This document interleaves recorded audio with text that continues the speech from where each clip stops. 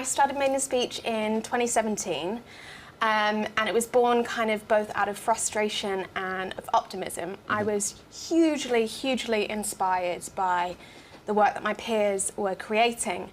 And I think I was very aware that, you know, the media and the entertainment that we consume really affects our worldview. So when certain bodies or identities are validated or erased or privileged or rejected, that really matters.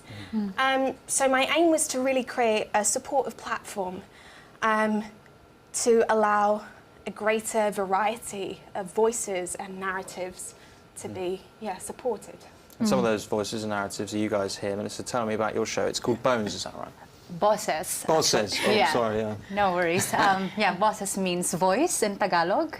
And it's a show about the experiences of Filipino domestic workers here in the UK.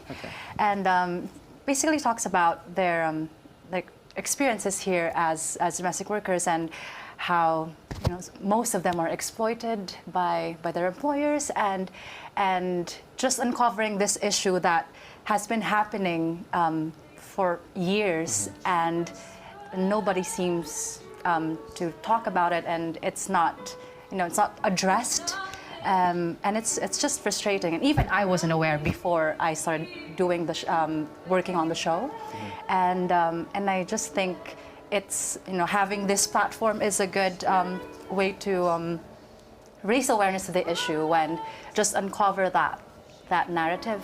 And there isn't much like theater about Filipinos and Filipino stories and experiences, and it's just I think good to have this opportunity.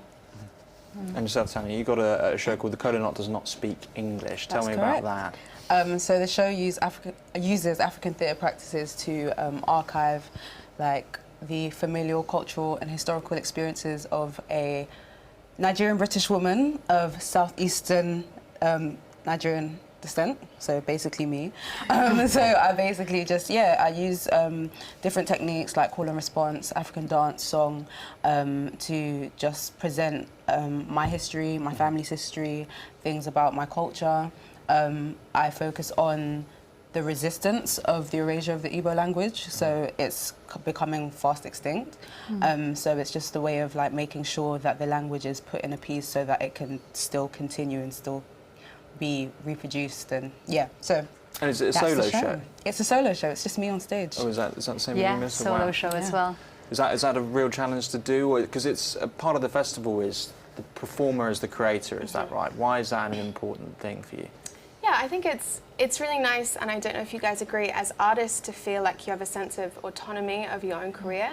And so kind of empowering actors to be able to make and generate their own work is definitely something that we really want to support and encourage. Well, those 17 shows, is that right? 17 shows being put on. Did you sort of see a bunch of themes popping up, recurrent themes that would pop up in what people were writing? Yeah, absolutely. I mean, the main themes that we look to explore are gender, sexuality and identity as a kind of umbrella. And what's really interesting is when those kind of intersect and come together. So, but there's this link with the Mount View Graduates Academy, is that right? Well, they're all graduates from Mount View Theatre Academy. Yeah, so the bulk of our artists have graduated from Mount View. We're very lucky to have their support this year and be rehearsing in their new building in Peckham. Beautiful building. It's so nice.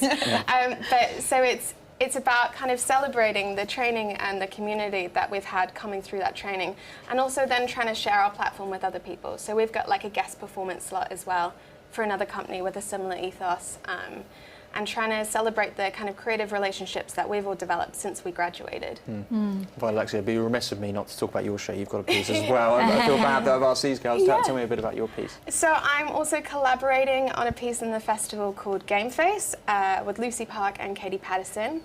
And it's a gig theatre show about body image and the absurdity of the beauty ideals that we're expected to try and achieve, and just kind of embracing the effort that it takes to resist them. So it combines spoken word, song, dance, and a whole bunch of games.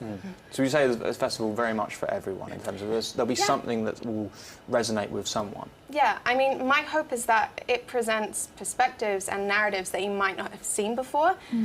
But the shows are for everyone, and hopefully everyone will find something in it to enjoy.